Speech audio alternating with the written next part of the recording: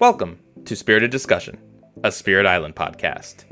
Today on the pod, we have a very special treat for you all. We have managed to procure an interview with the lead developer for the digital version of Spirit Island, John, also known as MigrantP.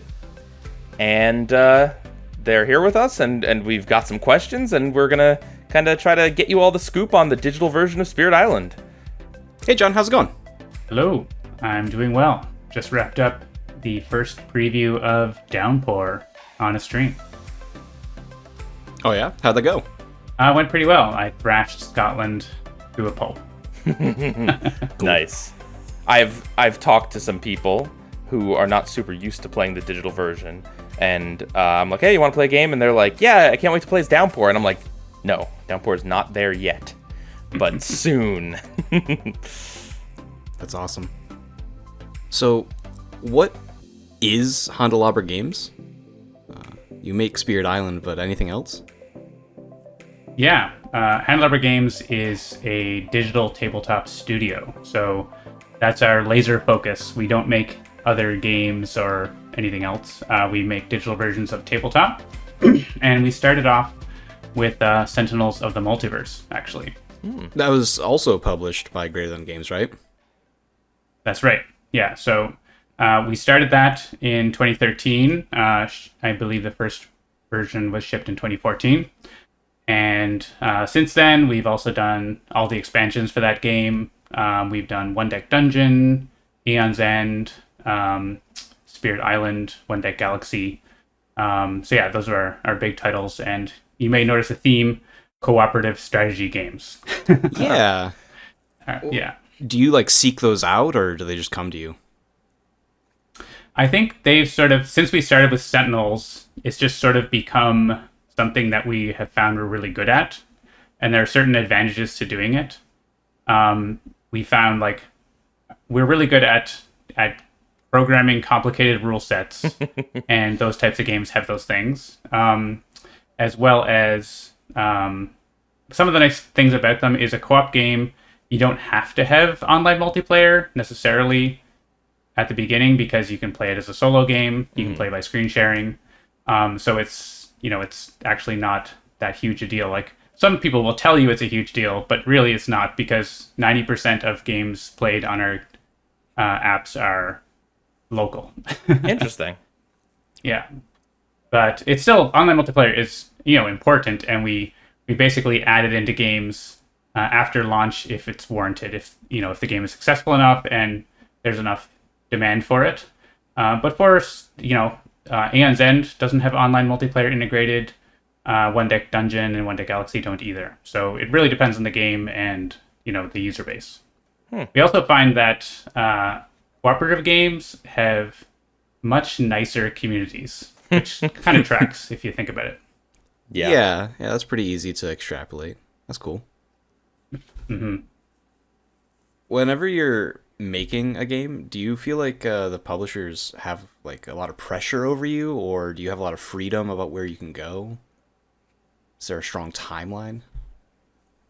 Not really. So each deal with each game is individual. So we started with Sentinels. That was our first deal with a publishing company, and we basically made that one on our own dime, since we were kind of an unknown, right? So, but since then, it's more of a sort of even split in terms of both sort of how we finance it as well as how things go in the revenue. And so the publishers tend to have a bit more input and an interaction with those titles. But in every case, we work closely with them for rules discussions, for giving preview builds and getting feedback on how things should work. I would say most publishers don't really know much about digital games and are too concerned or have too many demands about it's like a whole new world, this requirement or whatever. Yeah, exactly. So they're just happy to have the checks come in, basically. So, but there are some cases where that's not the case. So with One Deck Galaxy, for example, Asmodee was very, very involved in the digital version and not like in a bad way or pressure way, but in a like cooperation way. So That's really cool. so it can vary. Yeah. I would imagine it's very important because a lot of people might play the digital version of Spirit Island or One Deck Dungeon or any of these games to kind of fully understand the rules, right? To get a grasp of it. And if there's something that's off or weird or like, you know, not an official rule that's a rule on the digital or something like that, that could be really awkward for players, you know, like... The number one thing for us is getting the rules right. Like the App Store description for Sentinels, I'm pretty sure it still says this is the ultimate rules lawyer for Sentinels of the Multiverse. And you could say the same thing for Spirit Island. For Spirit Island in particular, we have a Slack channel that Eric and Nick and Ted and the other developers are on. And if we have any questions, we just ask them and they answer. And we discuss all sorts of weird edge cases around all sorts of things that may or may not end up in the FAQ. I think there was something like Ocean related even that was like different in the physical version or like older printings of the physical version and changed. Yeah, Ocean special rule, there have been one or two printings where it said it applies to other Spirit special rules, but the current printing doesn't say that, and they know about it and we know about it, and there is a plan for that, but it's not out yet. Okay. And to back up a little bit, specifically, how did the digital version of Spirit Island come to be? Yeah, so I think that came out directly out of Sentinels and Greater Than Games relationship. So we actually, to go all the way back, we were an app company before called Handlebar Studio, and we just made different apps, you know, a clock app, a reminder app, this and that. And we actually had made our first game, which was a presidential boxing game where it's like a 2D fighter where you're boxing with presidents. And our booth was at PAX next to this tiny booth from an unknown company called Greater Than Games showing their Sentinels of the Multiverse card game for the second time since Gen Con. And we played it, we liked it, we approached them and said, like, hey, would you want to collaborate on a digital version? And they said, oh no, we actually sold the rights to someone else. Oh. But the someone else didn't actually end up making the game because it was too hard. And so were able to get the rights and make the game. And so that relationship with Greater Than Games sort of blossomed over time. And we actually I played Spirit Island probably in 2014 or 15 at a conference with Christopher. Like just cardboard, like play testing stuff. And it was, I can't remember all the differences of what it was, but if you read the dev diaries, it had all kinds of different gameplay mechanics and different things that you wouldn't even recognize from the game now. But, you know, it still had the island boards and spirits and stuff like that. And so when things were wrapping up on Sentinels, and we'd already made Aeon's End and One Deck Dungeon, we were talking to Greater Than Games about, you know, next games to make. And Spirit Island came up as, this was, I think we ended up making it over COVID, basically, right? If I remember the timelines correctly, like Jagged Earth was not even in Kickstarter yet. It wasn't finished and that sort of stuff. So it was just Spirit Island and Branch and Claw, right? And Promo Pack 1. That was all there was. No Horizons or Jagged Earth or anything. But they knew it was going to continue to be big, and we knew it was going to be big. And so we decided, let's do it. We had crowdfunding for it, and that succeeded, and we went from there. Fantastic. Yeah, you actually corrected me because in the podcast I was like, oh, I don't know, they probably split up Feather and Flame into Promo Pack 1 and 2 just to get some more content out real fast, like to split it up, make it easy. But as you told me, no, Promo Pack 2 didn't exist. Like Feather and Flame didn't exist. Not yet. So, interesting. It's crazy to think of just how long the game has been in existence, and also not that long. Like it's kind of both. Yeah, it's been out for nearly a decade. Oof. Yeah, and I think it was in development for about 10 years. Wow. Right, so it was a very long development long process for Spirit Island. That's crazy. Do you like to play the game more in person or digitally? You've spent a lot of time digitally, obviously. Like, are you sick of it yet? No, and I enjoy playing it. I would say like Sentinels is still my favorite game of all time.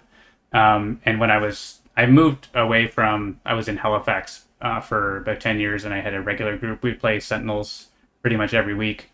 And we'd play Spirit Island sometimes, but I think I never had like a regular Spirit Island group. And so I do play it from time to time on the tabletop, but almost all the time it's digital nowadays.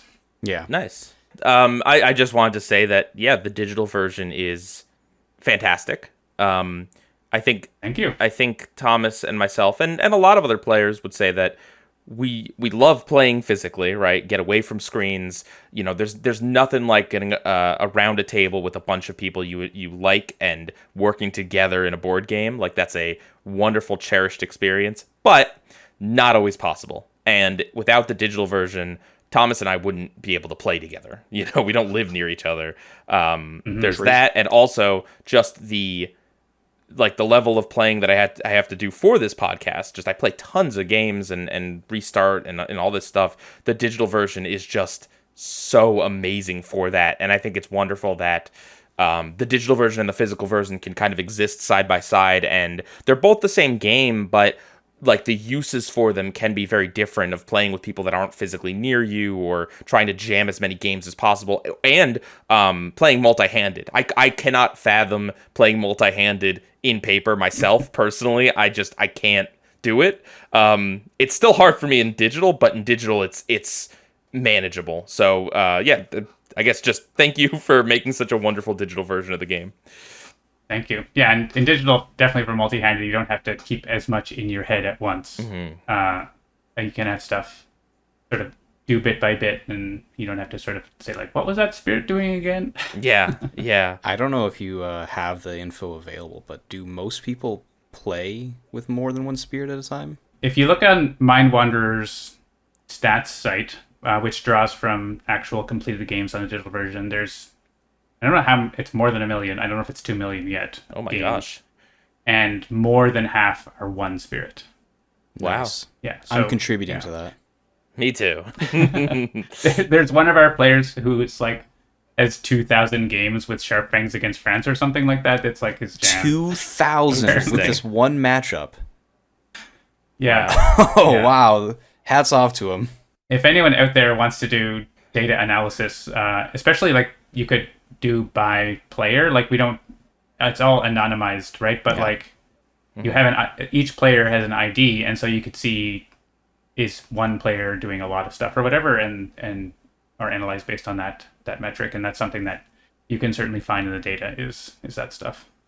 Oh, that could be a future episode of the podcast, no doubt. We scrape the data for weird stats. Love weird stats. Who is statistically the least popular spirit on Digital Spirit Island? We could find that out. Yeah, someone approached us and they did their it wasn't a master's thesis or a bachelor's thesis honors project or something on Spirit Island data, and doing like a regression model on, you know, what's most important for winning. Is it power cards or different factors and stuff like that? Was there a conclusion? That's really cool. Yeah, I don't remember their conclusion exactly.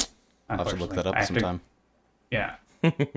Okay, so going back to making the digital game, is there any spirit that stands out to you that is just the easiest one to program into the game? Like its rules just kind of were a cinch? Yeah, so actually I sent some of these questions to my team to get their feedback on, since my programming area is more on the user interface, and other people are more on the rules engine kind of thing. And so David said for him the easiest was earth and mud. Yeah, in general, it's like if you look at a spirit, what are the things that have already been programmed, so they don't need like a new system to be added? Most of the Horizon spirits were pretty straightforward because they were well supported by what had happened before. And some other things you might not expect would be tricky. Things like Rising Heat modifies invader health in a weird way, which was tricky. So most of the time, like if the spirit isn't doing a bunch of weird new things like shifting memory of ages being a big one with elements, they're not too complicated. So it really depends on what sort of new systems or new interactions between other systems they create. So then along that line, is there any that stand out as particularly hard?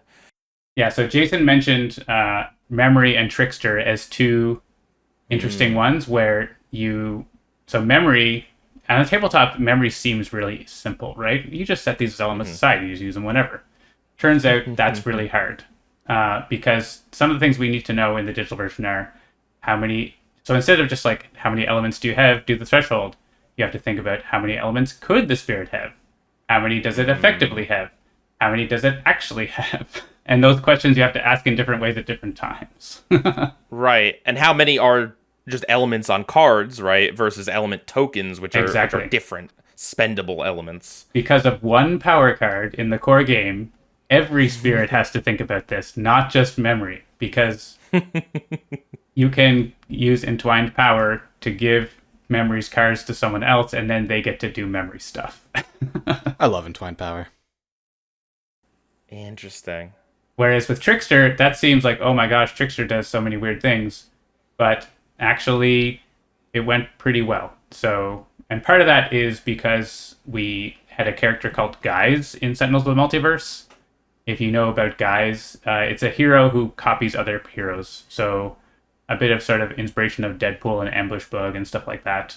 And they can like use other characters' powers, take over their cards and use them as their own. So knowing about that sort of stuff, I think prepared us for, even though it's a different game, like that was one of the craziest things to program in Sentinels. And so we had a good idea how to deal with that sort of thing for Trickster. So yeah, so, our QA person, Will, we told him like, okay, for Trickster, you're going to have to like literally test every minor power with, let's see what happens and make sure it works properly. And like almost no bugs. Everything worked like almost very well. No bugs. So, that's great. Wow. Yeah. Yeah, we were kind of surprised. Interesting. So, judging by yeah, go ahead. Judging by what you're saying, I can only imagine what you have in store for Nature Incarnate, because Nature Incarnate is all about bits and bobs and extra systems and things that have not been in the game ever before. Yeah, certainly. So other highlights of difficult spirits from the devs were Wildfire, because doing damage when you place presence, doing damage in the spirit phase, and having stuff about new information getting revealed and having to undo stuff is pretty complicated. And many minds move as one. Having multiple pieces count as one other piece is tricky. Yeah. So there's still there's actually some few outstanding issues with Volcano. I don't know if you've run into any bugs with Badlands and Volcano and exactly when do the Badlands occur in which land and blah blah blah. There's still a bit of trickiness with that. That's outstanding for us to deal with. That's fair. You mentioned how important the rules are to the digital version of games. Is that like the biggest hurdle that you have to overcome? I think, yeah. I mean, it's certainly one of the big challenges is interactions between rules, right? Like in an isolated environment, to make a pun, a new rule isn't necessarily a big deal. But when you have, 10 or 20 other cards that have some subtle interactions with that, that's when it comes, that's when you need to be careful about it, but also you need to make sure that what you're doing doesn't break the old stuff. And we have a big set of unit tests. I don't know, I can explain what unit tests are. Essentially, it's code that runs other code and checks to see if it did what it's supposed to.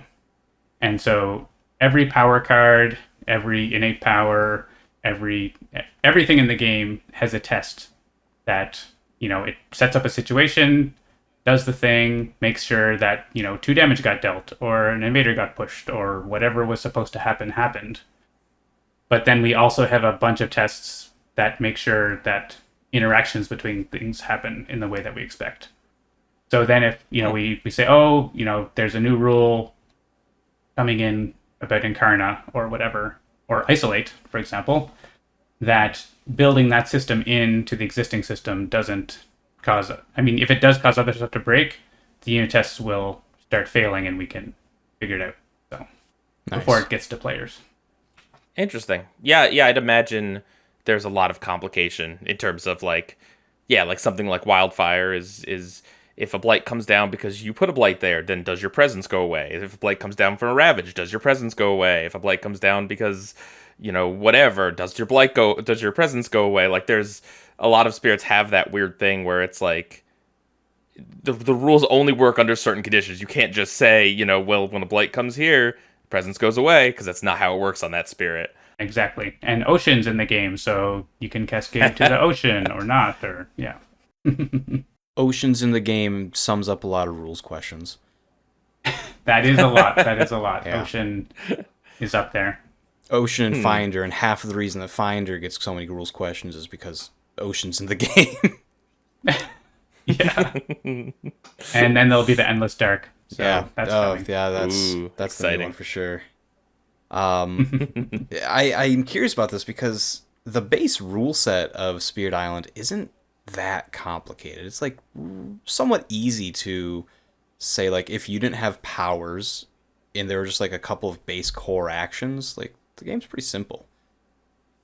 But there's so many unique cards, roughly 300 or so. It's a low ball estimate, I'm sure. And the way they interact with each other can really cascade into some complicated situations. Many situations that most people will never come across. Oh yeah, that's a thing that we always find is, we do a lot of testing internally and QA internally, and we have a beta testing team of about a couple hundred players. But when we ship the game, the update with the new content especially, we always get bug reports in that we never came across because there's thousands of people suddenly playing, thousands of games. And so there's just too many things. You can't possibly test every possible situation, right? So like, the terror level 3 effect of this when it's France and buried terrains and 2 of these spirits and this major power, right? Like, yeah, those things all together cause this one weird side effect where, you actually dealt one too many damage or something like that. And it, it could be a really bad thing, or it could be just like the tiniest thing. So, yeah, that's fair. Is there any one effect in the game, like one power card, that really just messes with everything? If I were to guess, it's going to be Weave Together. Yeah, Weave Together. Yeah, I mean, think about cards that require whole new systems to be put into place. Weave Together is a big one. So before Weave Together, every land just has a number and a terrain and adjacencies. But just for Weave Together and not for anything else, lands have combined lands. So it can have multiple land numbers, multiple owner boards, multiple terrain types. Just for that one power that maybe you get in the game and maybe you don't even use it. Like,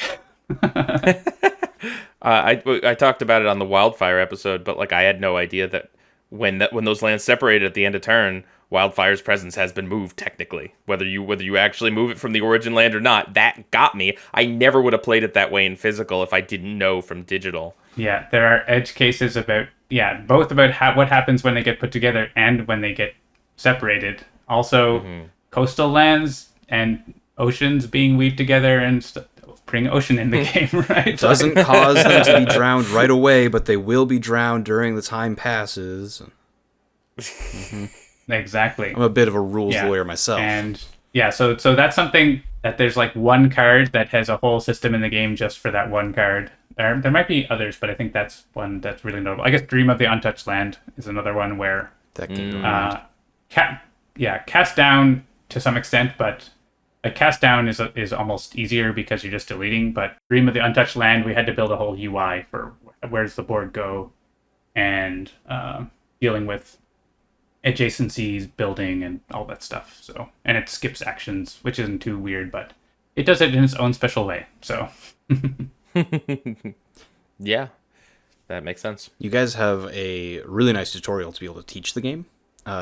do you think that the onboarding process is powerful in the game that you have, or it could have been better? How did you make the UI the way that it is so that it's the best that a new player can have?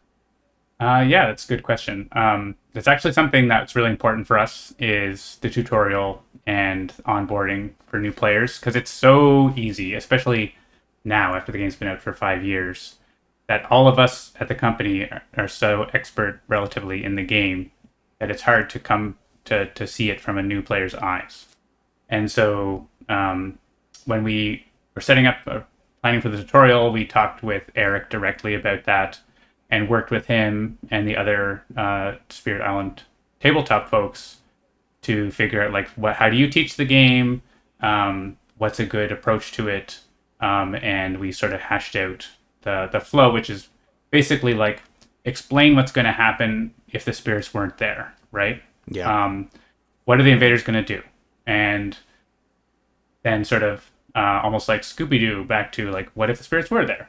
And then go through like just making sure. So at that point, we have like a list of concepts that we want to make sure we cover by the end of the tutorial, and sort of just figure out how are we going to teach these things in a way that makes sense, in the order that makes sense, but make sure we cover everything off.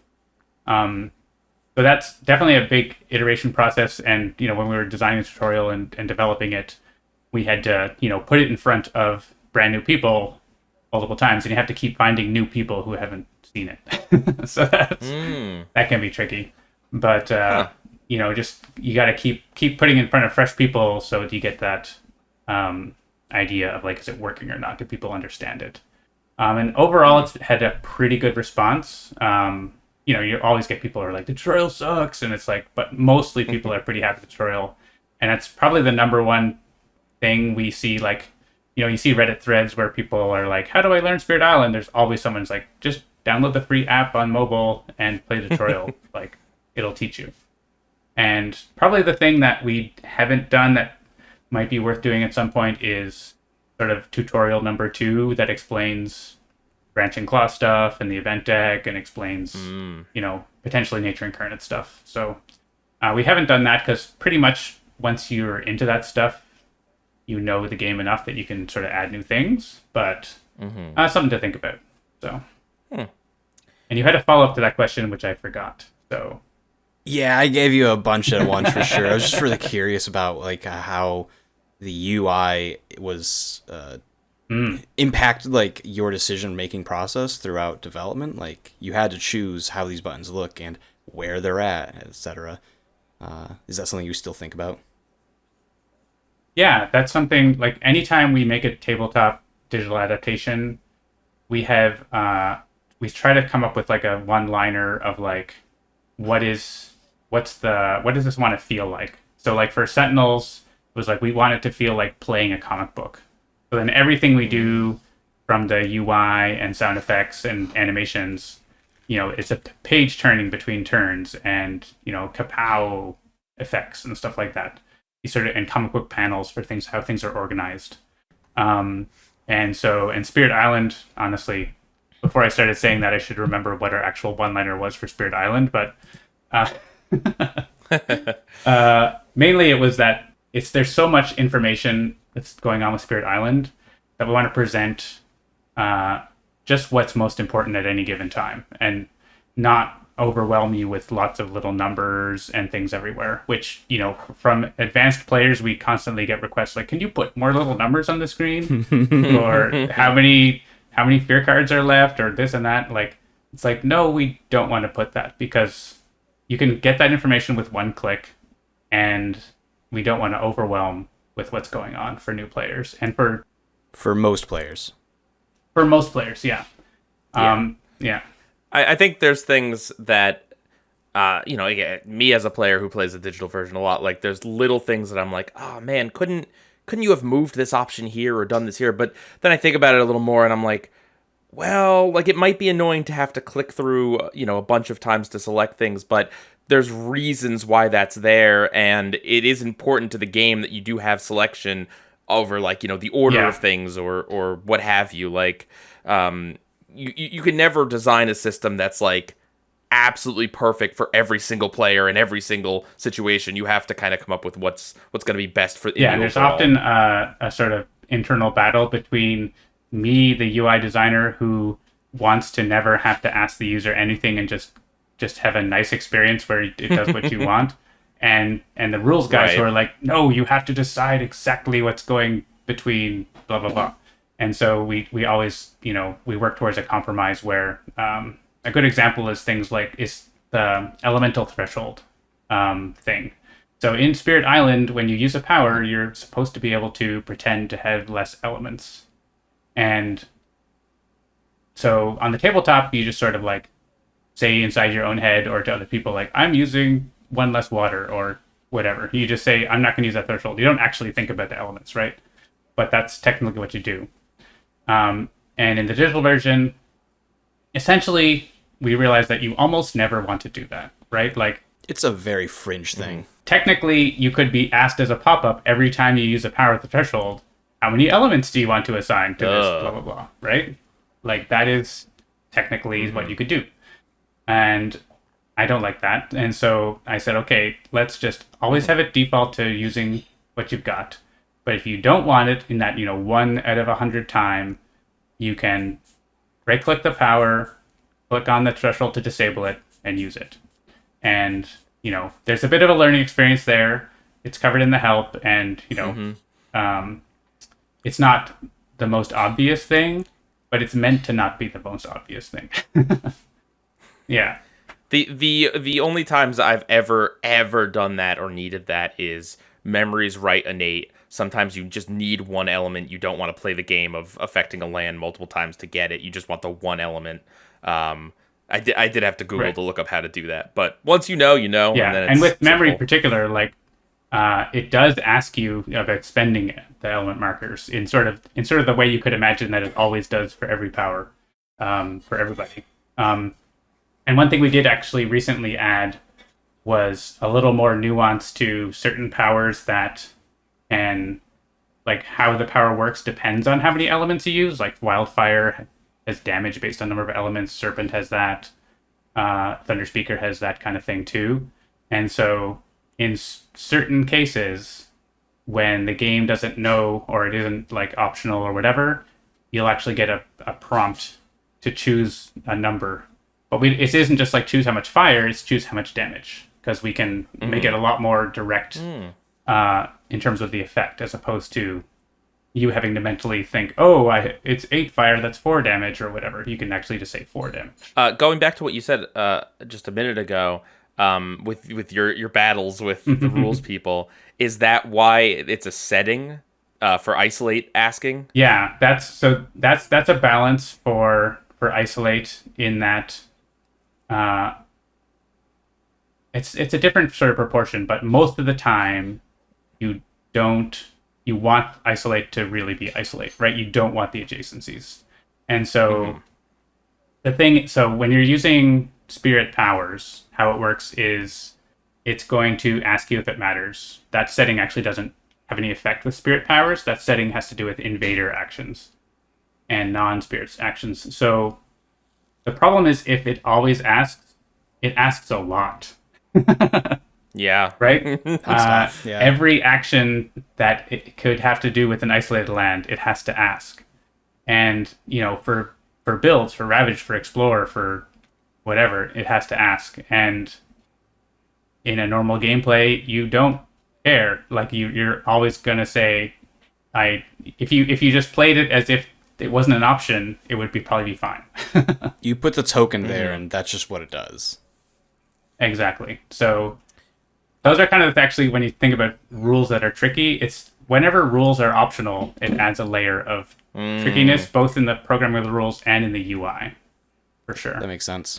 That's the isolate thing is it's there as a balance between letting the super users do exactly what they want and at letting most players not be bothered by that.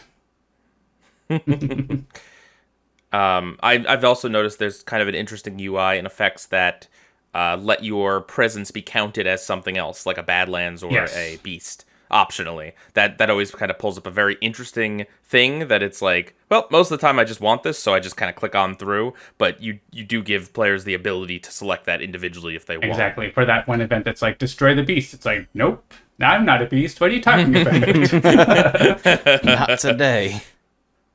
But maybe you do want your presence to be destroyed because of this weird edge case. Yeah, that has come up.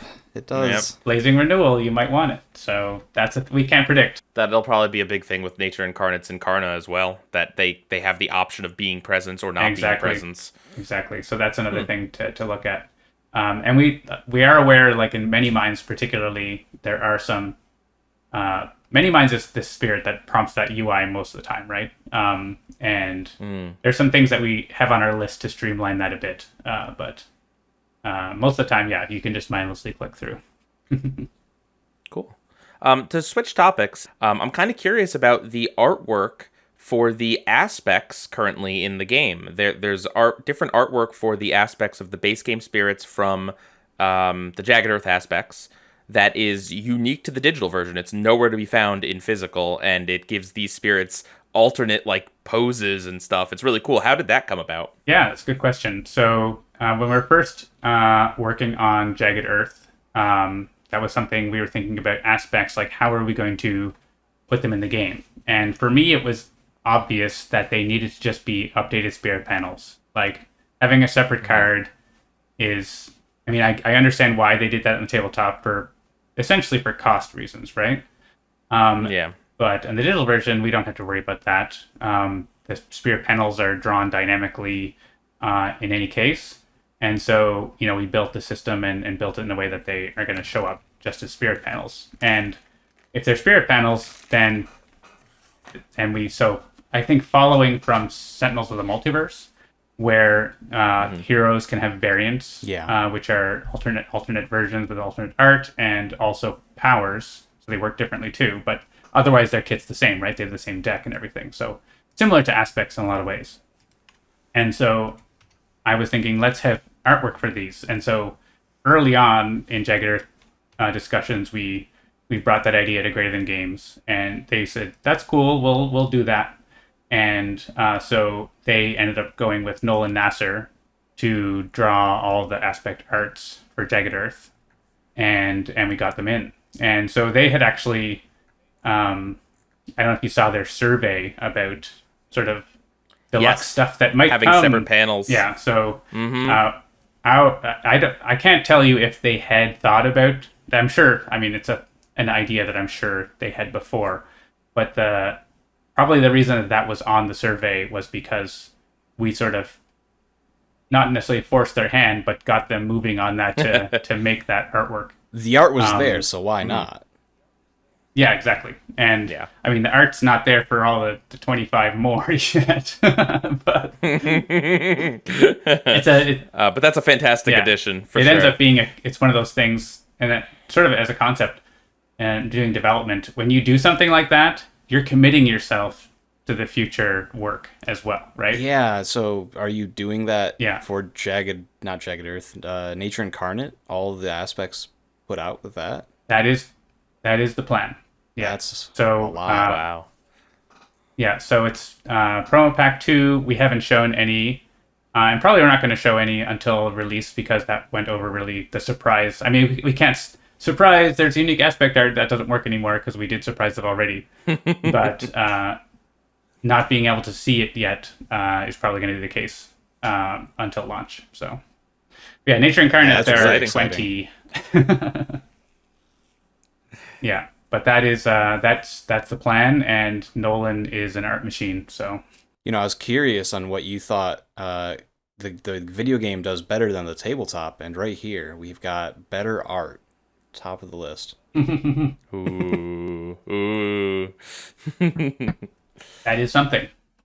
Has there been any suggestion, maybe, from anyone in the physical game design space to maybe tweak some things in digital first before kind of like rolling it out in a new expansion? Yeah, it's a good question. So a little bit. Let me think. I think some Yeah, actually, there's an FAQ. I don't know if you've seen the FAQ for the digital version.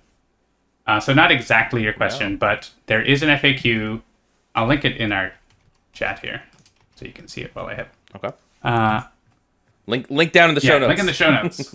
How is the digital version different from the physical version? And Eric and Nick actually asked us to make this to help people with any specific differences.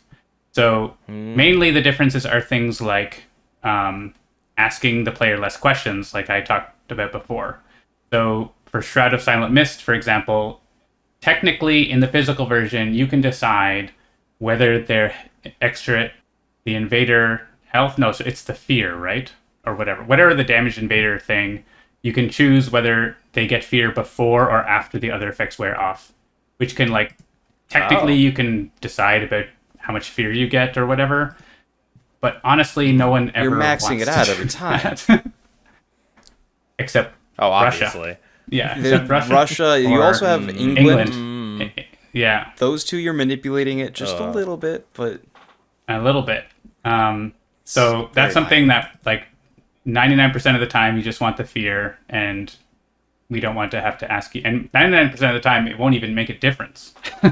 yeah. You won't, and so, but we would still have to ask because of reasons. The scenario one with just despicable theft is another sort of notable one where it's helpful to the player basically, and just asking less. And it says that rule is actually super complicated to program correctly. So we asked them, can we just simplify this and make it be less of a big deal? And they're like, yeah, go ahead. There's a few small things like that, like nothing major, but those are things that we've talked to them about, and they're happy to make adjustments. Not so much about like they're making something on the tabletop and they ask us first, is this going to be okay or whatever? More like we just have to deal with what comes. But a little bit once in a while, like they'll say like, oh, we're thinking of this. Is that okay or whatever? So that does come up. It would have been interesting to me that this is like a nice tool. You could test a card or a spirit in advance, get a lot of data, and be able to say it's overtuned or undertuned, or people like to do this, and we'll try to shift it around. I'm shocked it's not used as a playtest tool at all. Yeah, I think like that's something that we've mentioned to Eric and Nick a little bit. And it's something we might look at for certain things that we may or may not do in the future. But it's, I think the development of tabletop games is so, like, I don't know, like, it's not erratic, but like things can change in a huge way that is simple on the tabletop, but not at all simple to change digitally, right? Like changing a number up and down by one, that's one thing, but like, now there's a new kind of board that goes vertically. Oh my god. Right. Changing the way that isolate functions on a day-to-day basis is not something you want to deal with. Exactly. No, but I could very well see a situation where maybe for an aspect, right? Like they're testing out, they want a new aspect for Shroud, right? And it doesn't super change everything, but it changes a few things. Maybe you could test that out in digital and see if it's worth pursuing. Yeah, or like I'm going to say something that's going to get people all excited, but it's based on nothing at all. You could have experimental versions of things like Shadows, different presence tracks, and let people play them and see what happens. Ooh. Like that would be easy, right? To just be like alternate presence track option, right, and then get some stats on what happens. Interesting. So. Yeah, something that I was a little shocked about whenever I had opened up the app was that there's no way to make modifications or customizations at all. Is there any interest in doing mod support? It's not something that's on our list right now. That's something that the designers tend to be very, I don't want to say skeptical, but sensitive about. Like the fact that we were able to make that happen for Sentinels was pretty awesome and unusual. You don't see digital tabletop games with mod support very often. It's not as important because you can always take your physical game and do whatever you want with it Right. there exists an option for it. I could definitely see a use for mods digitally, but it doesn't seem as like necessary as modding a video game exclusive video game. Yeah, from our one example so far, the Sentinels mod community is pretty great, and they've created a lot of cool content, including some pretty big sort of expansion content level stuff that had been done in the tabletop first, and people programmed it in digital. For Spirit Island and for Sentinels, like we only added mod support at the like after all the official content was done, and there wasn't going to be any more official content, so that was sort of like the end plus plus, right? And I could see that happening for Spirit Island potentially in the future, but I don't want to see it happen. I don't think it's likely to happen before, because you don't want to cannibalize or block official content basically by having people create mods of stuff that is going to it's a can of worms. What's coming? It's a can of worms. If someone designs something similar that also gets designed, like it's a whole thing. I could imagine. Yeah, I mean, Spirit Island has a pretty healthy fan created content community, and so from that perspective, I could see it being desirable. So it's something we're not against as the developers. It's something that's more of the decision of the tabletop folks than ours. And it's more like, sure, if they're happy with us doing it, we can do it, but if not, then it won't happen. So so to, I guess, talk about something relatively seriously, Greater Than Games shuttered not too long ago, and just how has that affected anything about the way you've developed the digital version or are thinking about going forward or anything? I know you guys did release a statement. Is there anything you have to say about that? Yeah, that was a huge shock to us. I think it's like several months ago now. It just feels like it was yesterday. Yeah. But that was a big shock. We know everyone over at Greater Than Games, and so it really, in terms of like immediate impact, it doesn't take any of our games off the shelf. It doesn't stop us from developing or anything like that. It's more forward-looking stuff primarily of like, okay, what about the next? So we already had promised and signed to build Promo Pack 2 and Nature Incarnate for Spirit Island specifically, and that's happening.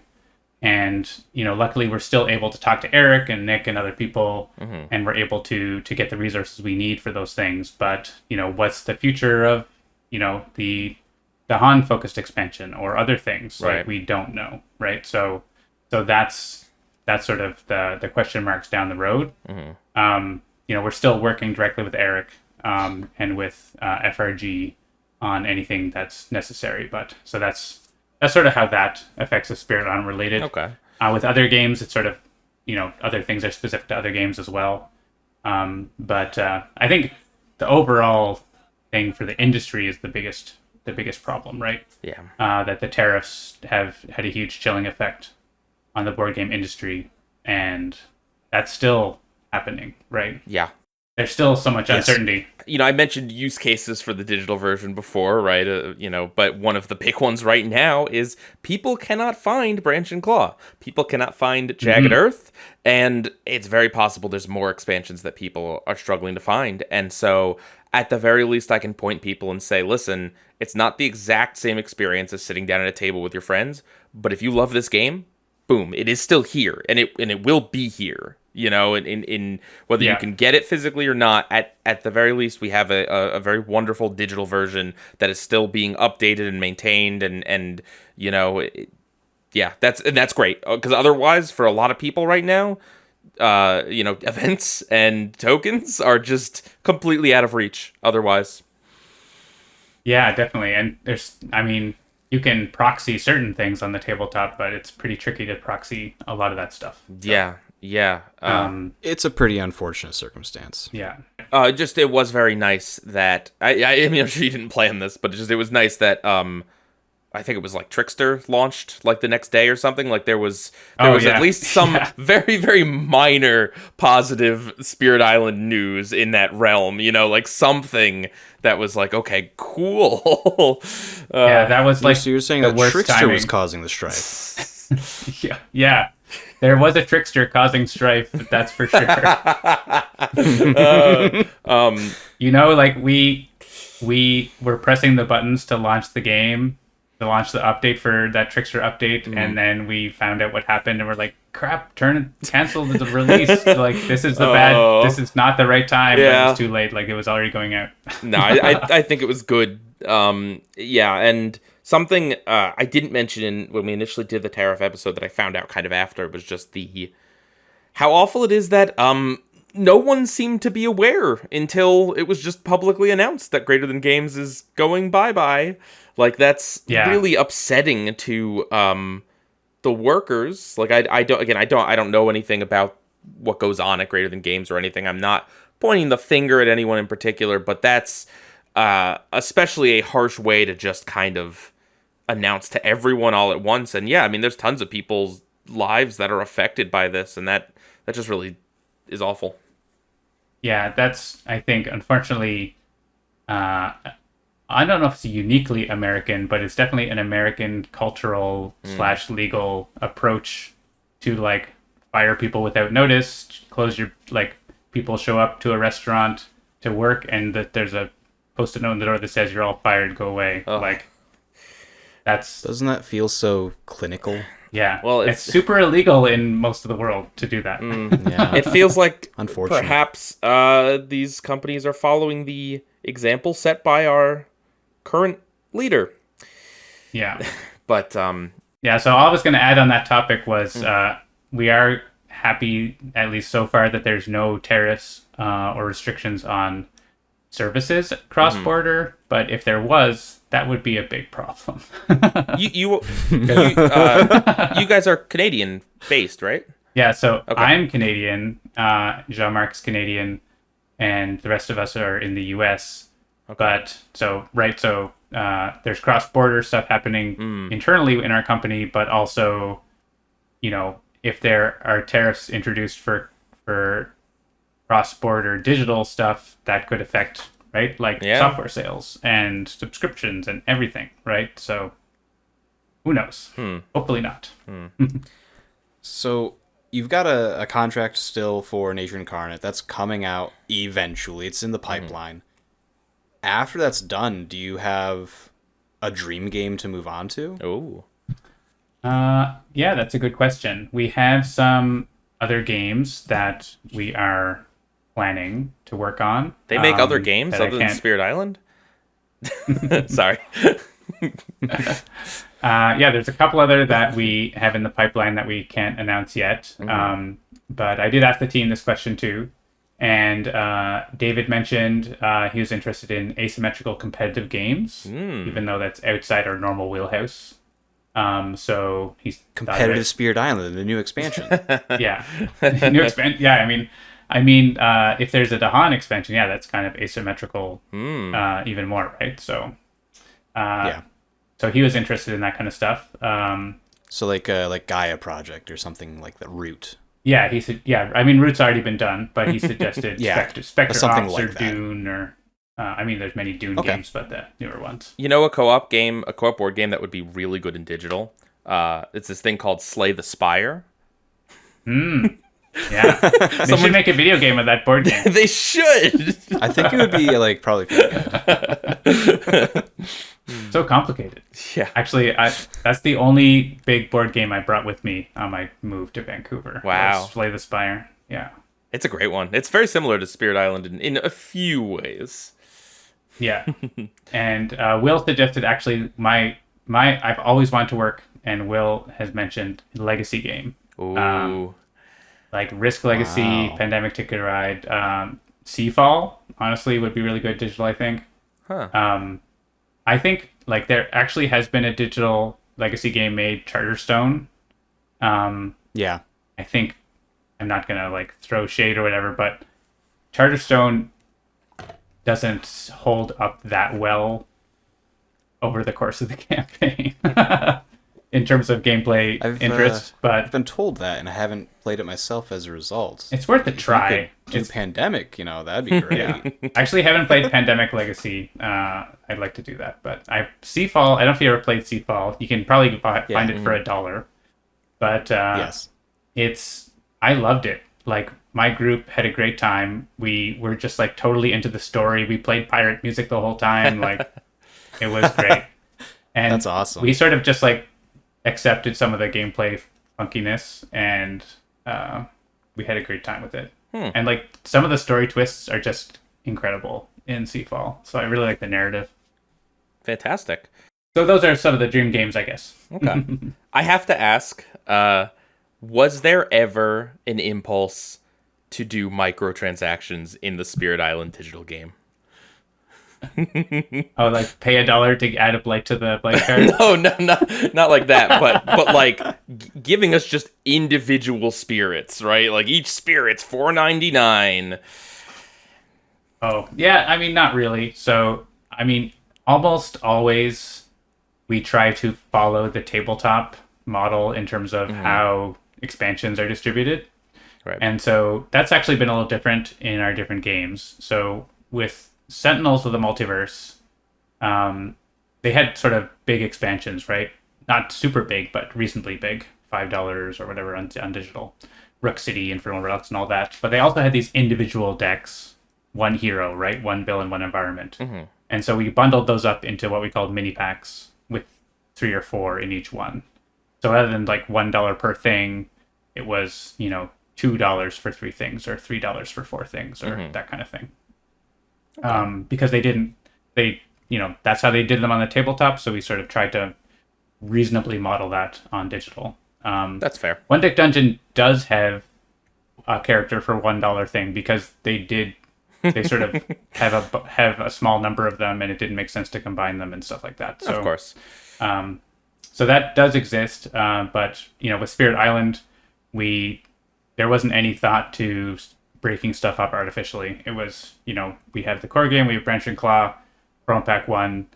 We didn't know if there was going to be a Promo Pack 2, and so that's why they are separated in digital, because it's pretty hard to get someone to pay twice for the same thing, or not a good idea anyways. And so Promo Pack 2 is actually going to be called Promo Pack 2 Feather, and we're going to call Promo Pack 1 Flame. Ah, that's cute. So you can, and then on Steam there's going to be a bundle that you can buy Feather and Flame. So sweet. Yeah. But on mobile, Promo Pack 1 comes with the core game already, so that makes it also trickier. So generally our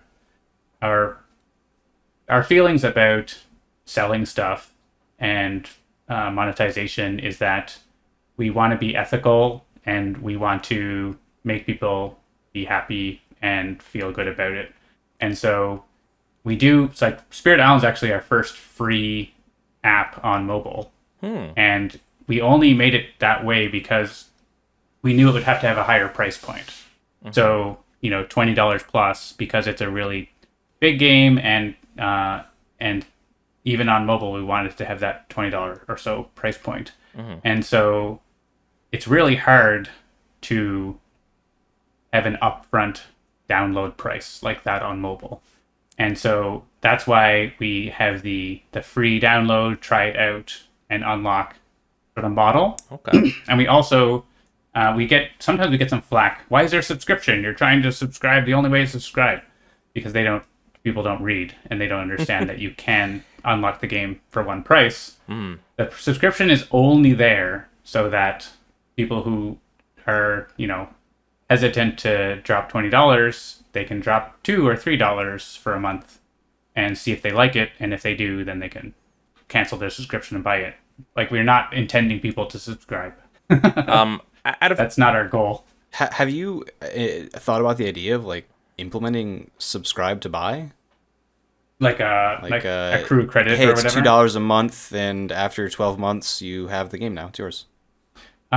We considered that, but it's a lot of extra tracking and stuff like that. So, effectively, you can like once you subscribe for a month and you play it, you probably know whether or not you want to buy it permanently or not. So I think that's sort of what we landed on, just like let people make that decision for themselves. And there's certainly people sort of do their own thing. Like I know there's like teachers who they subscribe for the summer and then they cancel it for the rest of the year and they write like Interesting. yeah. Forgive my ignorance on the mobile version. I don't have great eyesight. I cannot fathom playing on my phone. But is there ads on the mobile version? No, there's no ads. Okay. Then you are cool in my book.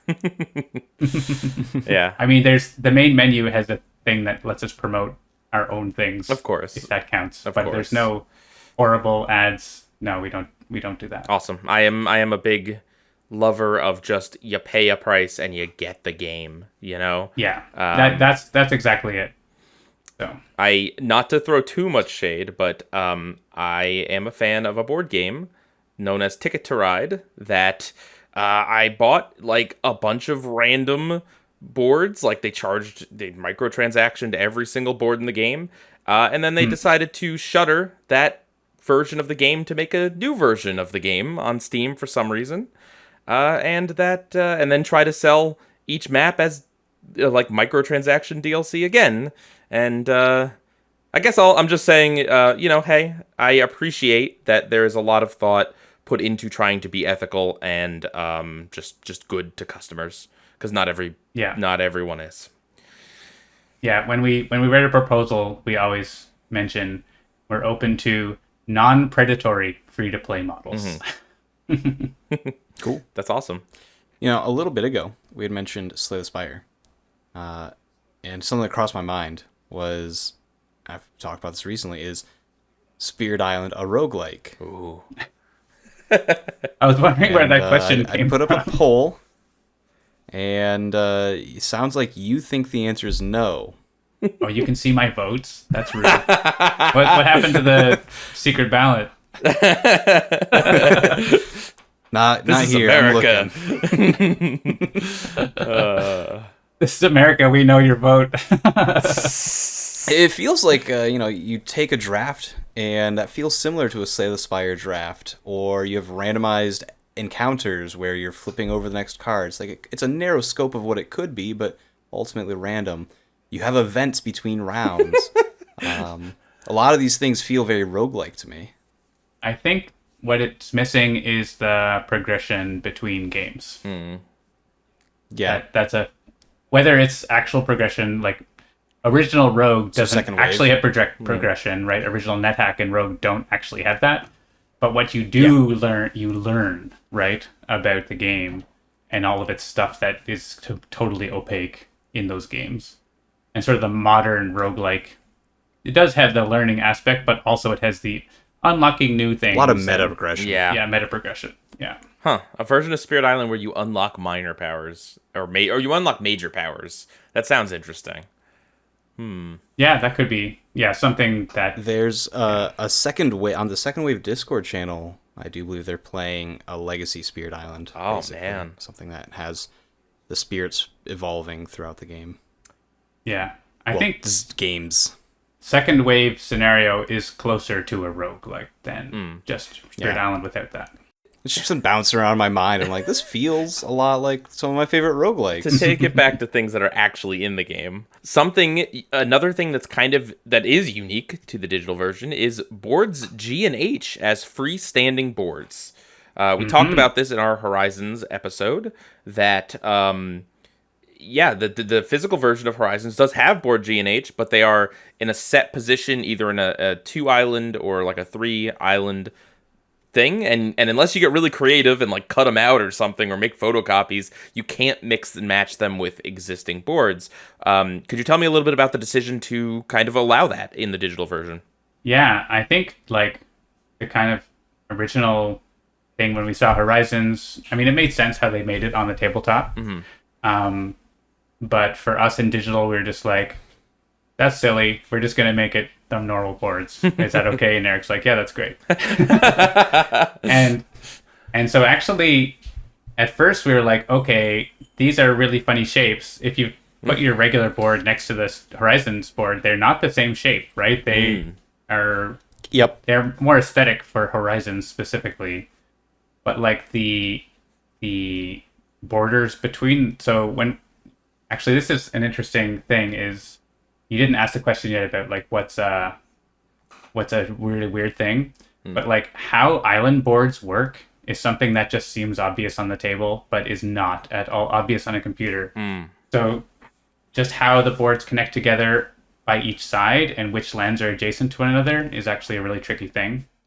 And so when we first started doing the Horizons boards, we were trying to map from the sort of wonky shapes to how the real shape should look. And we're like, this is weird. What are we supposed to do here? Some of these lands like go and they make holes and like, and isolated lands that aren't connected to anything and weird stuff. And so we asked Eric about that and like, oh yeah, here. And they sent us the actual playtesting files for the boards, which are normal sized boards because the playtesters just got a normal shape with the board, you know, the land edges at the right spots. You can play with other boards and stuff. So those actually existed for playtesters. And so we were like, oh, perfect. So we just like converted those files into the nice graphics and everything like that. Nice. Yeah. I would love to have those boards. No, you wouldn't. I mean, that was you talked about how on the survey. you talked about how much you didn't like one of those boards. No, I thought they were weird. Yeah. Okay. I think board D is also weird, and I play with it. Board D is also weird.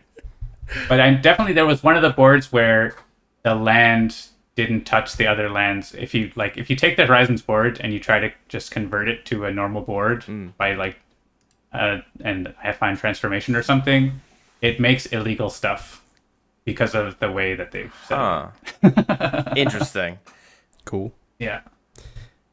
But yeah, so that's how we did that, and Eric was totally fine with making them dynamic, and that's actually, you know, something that the digital version has that physical doesn't.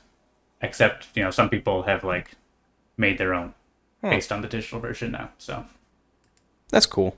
That's something that I would be interested in doing myself, just to have more variability and options whenever I make my initial setup. So completely unrelated to Spirit Island, and very much about you. What other media do you enjoy? You know, book, movie, song? Various things, I suppose. I probably used to be more into music than I am now. I would say my musical heyday was the mid-2000s. I say that's when I was cool. So mid-2000s Canadian indie rock specifically. Ooh, but fun. But nowadays probably it's mainly some video gaming. My preferred video game environment is on the couch with the Xbox or something like that. Nice. It's been Balatro a lot lately. Yes.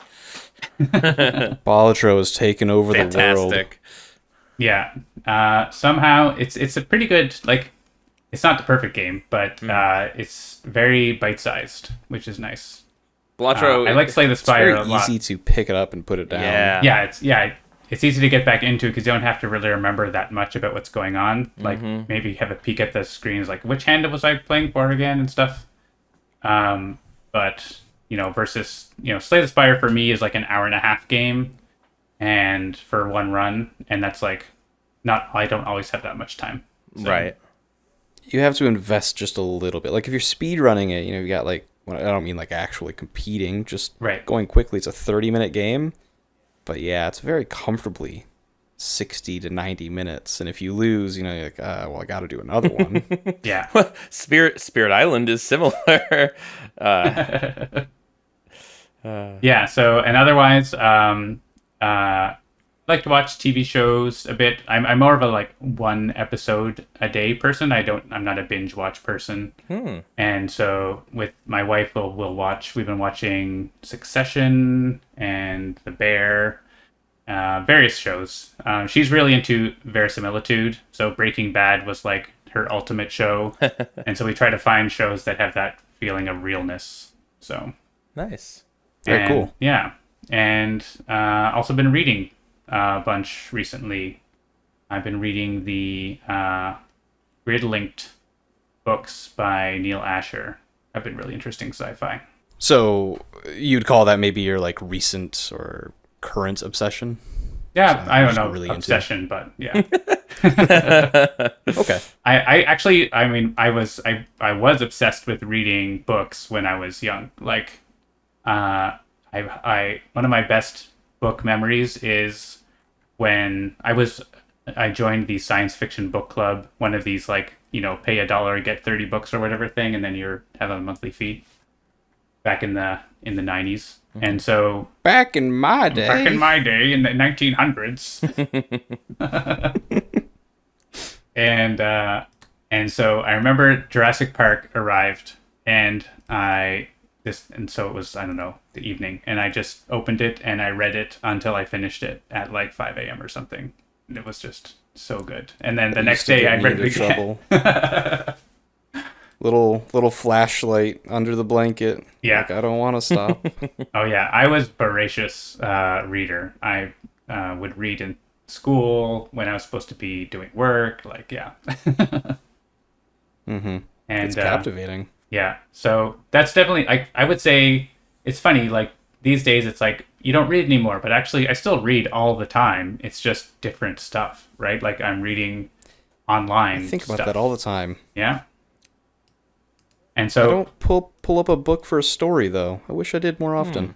yeah. So yeah, I've recently been reading a bit more paper books, but you know, I still also read tons of stuff on Reddit and news and whatever different things. So Nice. or whatever's Cool. going on in Discord. And I listen to podcasts like the Spirit Island podcast. Awesome. There's one question I really want to know. I do want to know. And I believe this is one that Thomas came up with. But are there any Easter eggs in the digital version that players haven't found? So I would like to know, what Easter eggs would you consider are Easter eggs that you found? None. I mean, the animation for sinking the island's pretty cool. I don't know that that's strictly an Easter egg, but it's cool. Any from you, Thomas? I've only played the digital game like 5 times. I haven't had the opportunity to find Don't very tell many him that. things. Okay. That's fine. That's fine. I So- play physical and almost Okay. exclusively. Well, I've physical. played it hundreds of times at this point, so. Anyway, so it sounds like you're getting at something here. Yeah, well, I think there aren't. If I was being pedantic, I don't think Spirit Island Digital has any Easter eggs. Like, that you would consider as Jason said, I put this in front of the team too, non sequiturs added for a gag or surprise. Like, we don't really have that. It's more subtle details that you might not notice or expect. So Okay. like the cast down animation is one where it's a surprise and it's cool, but like it's not like, I don't know, having a clown pop up or something if you move the mouse in a certain way. So one thing we did add that people might not have seen is if you get a sacrifice victory with cast down in the briny deep, the ending screen is special. Oh, interesting. It's not like special in an unexpected way, but it's special in a cool way that makes sense with that. That's awesome. Yeah, so there's what basically we try to add a lot of interesting touches. And one thing that we have always wanted to do is add more cool animations like that. So if we have time and it's reasonable, we've been putting them in, like Volcano's innate power, having the Oh yeah, he pops off. I thought that was Yeah. pretty cool. and that actually that's the explosion is bigger the more presence you destroy too. So That's awesome. yeah, and absolute stasis has a cool visual effect. So various things like that, and sound effects are one place we can do things like that. So on the stream today, people heard for the first time Scotland adding a town to the coast instead of an explorer has a special sound effect. So there's a lot of very fun sound design. I definitely have to say. Have you had Mud change a build to an Explorer yet? Yes. So it makes a little like bloop, bloop, bloop, bloop, bloop sound. That's awesome. Okay. Before we wrap things up, would you like to do a draft with us? Sure. So, I have one here from Torian over on our Discord server, and they are playing the digital version on mobile, I believe. I think that's what that is. Yeah, that's on phone. Okay, and they are playing as Starlight, which automatically makes the draft a lot harder. They are playing, let's see. Looks like France. That's France. 6. France. Okay, ooh, France 6. They have a volcano and a wildfire. There's this. Is there a screenshot without stuff in front so we can see the whole island? Unfortunately, no. So we have to imagine Yeah. what 5 Towns Left looks like with 3 boards. But going on vibes. Oh, man. Going on vibes. Yeah. You know, it's Starlight.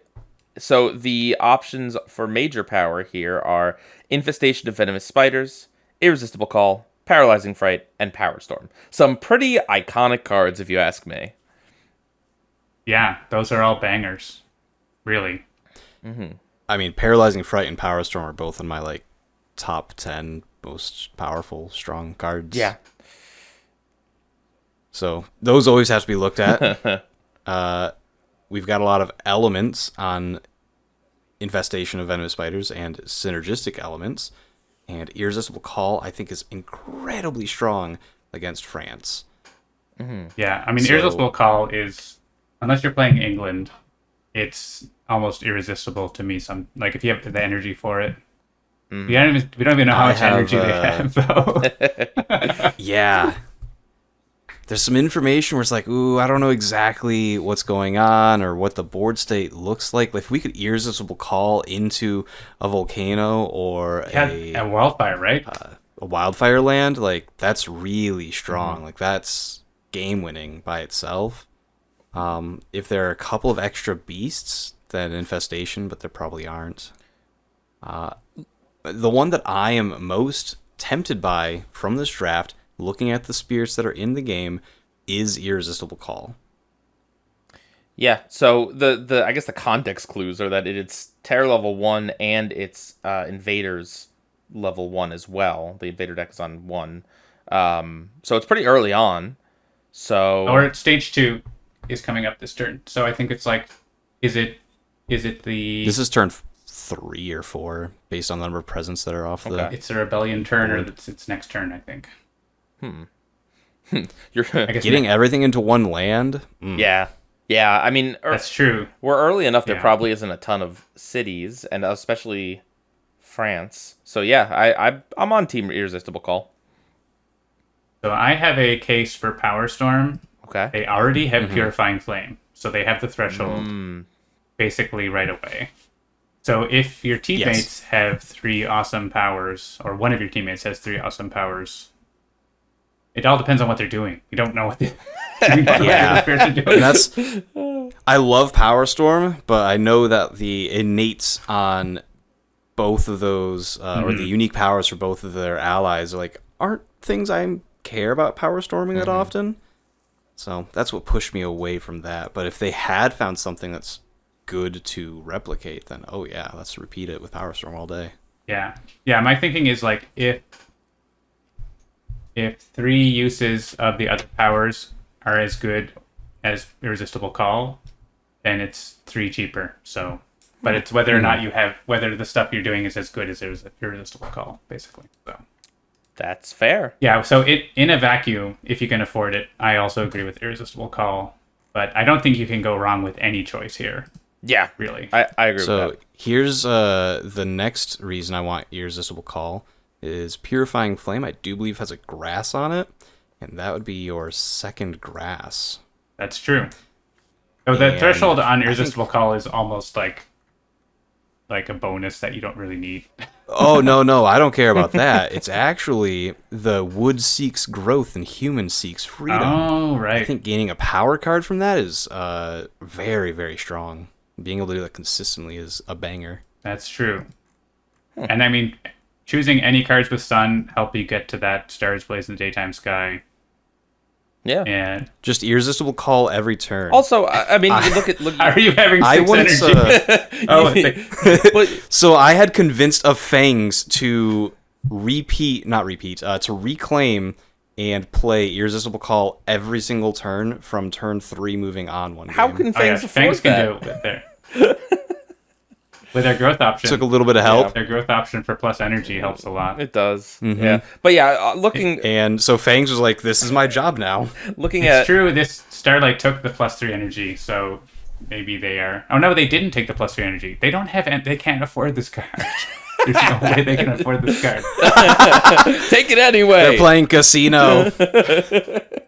I mean, but looking at their friends here, right? If you could irresistible call towards Volcano's eruption spot or just into a Heart of the Wildfire land, that's chef's kiss.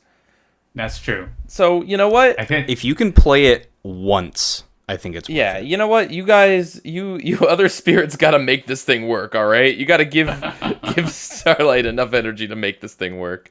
Oh, God. Volcano they both can give energy, so they can help. with Beautiful. that. So They can give a decent amount of energy. If you do this once, they're eating tonight. Okay. All right. So to wrap things up here, is there anything in particular you want to plug, John? Oh, well, I suppose Spirit Island, a great tabletop game if you ever heard of it. There's a digital version. But yeah, we are working on Promo Pack 2 right now. Woo! If you haven't heard, Jagged Earth is complete. If you were waiting to buy Jagged Earth because you were missing the last spirit, it is now available, as you can see in that screenshot. So, check that out. And so Promo Pack 2 is in development. We've been previewing it on the streams on Hannah Live on Twitch, and stay tuned for that to be out this summer. Woo! Is there anything that you would like to ask us? Oh, I have one for Alex. Have you found a bug in the digital version? I have, yeah. What was it? I feel bad because I didn't report it right away. But I was playing as Memory, and I duplicated, what is it? The torrent of one's own essence or whatever. The really good card on that spirit. Unleash a torrent of the self's own essence. Yes. I think one of the more stilted card names. I duplicated that card. And obviously I had the threshold twice, but it would not actually let me do both options the second time. And I think that's since been fixed, to be honest. But yeah, I think so. Yeah, there's a lot of weird stuff with how repeats work with memory. One of those. And another thing with memory causing problems. To be honest, I had way more damage than I needed anyway, so like it didn't cost me the game or anything. I wasn't that upset. But yes, you should report bugs, right? You have a feature of reporting bugs.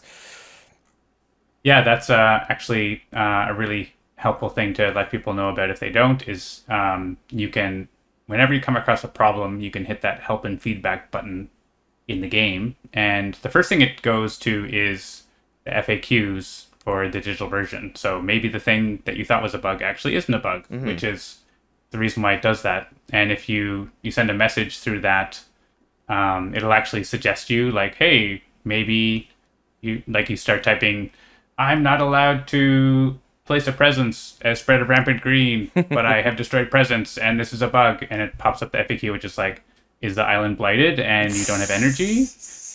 And not a bug. But if it is a bug, you can send in a message and it attaches the data for your game and your message, and we can have a look. So that helps a lot for us to investigate the problem and get it fixed up. Fantastic. You've mentioned it many times in this, and this is not like a paid ad or anything, I promise, audience. But you've kind of piqued my interest. I actually own this physically, but I've never played it because I've never had enough people around to do so. Could you pitch me real quick on Digital Sentinels of the Multiverse? Oh, sure. Yeah, so Sentinels of the Multiverse is a cooperative comic book card game. So you each play a hero that has its own unique. It's a whole unique IP, so it's not Marvel or DC. It's from the wonderful minds of Christopher Bedell and Adam Ribacharo, and you basically cooperate to defeat villains. And similar to Spirit Island, there's a ton of replayability and variety. There's dozens of heroes and villains and environments you play in, so there's billions and quintillions of combinations. And since each hero has their own pre-selected deck, they have their own mechanics. So where you might have a brawler, you might have someone who does shooting stuff, but they all have their own cards with their own interactions and things, and so you can have all kinds of interesting team ups and synergies. And so the digital version is it handles all the rules for you automatically. You can play solo, you can play online multiplayer. It has Steam Workshop support on PC, Mac, and Linux, so there's tons of fan-created content available. And yeah, so that game is actually like totally complete and available. It's actually, by the time this goes live, there will be no sale. But sales happen from time to time. I was looking at that, and I'm like, maybe I will pick it up, but that's irrelevant to our audience. But it's honestly, I got the original Sentinels, which was like a little square box with flimsy cards that they had printed in the US, and fell in love with it and wanted to play it all the time, and eventually got everything and continued to play it all the time. And so making the digital version was as much making a game for me to play on the couch with my iPad whenever I want.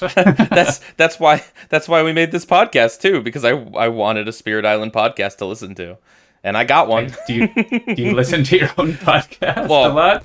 And I got it. It's here. By editing, I do quite a lot. That's fair. Not just casually. Yeah. So Sentinels is a comfort game for me. It's a really great strategy game, and it has a few modes besides the sort of basic mode. It has a team villain mode with multiple villains, and it has the ultimate boss fight Oblivion mode, which kind of is like, I don't know, the Avengers versus Thanos kind of thing, where it's a huge battle. And for me, that scratches like exactly the same itch as Slay the Spire, where it's like a deep strategy thing that takes me about an hour and a half. And so I like to play that. On the tabletop, that's more of a like 4 or 5 hour experience, so it's a little different. All right. You can play a lot faster. And I will mention for Sentinels that there is a Sentinels 2 based on the definitive edition of the tabletop game, and that's in development now to come out next year. So stay tuned for that. Okay. Well, thank you so much for taking the time. Yeah, I had a wonderful time chatting with you. Yeah, I've enjoyed listening to the podcast as well. So I don't know. I'll see if I listen to this episode. That might be weird. All right. Well, thank you so much. You have a wonderful rest of your day.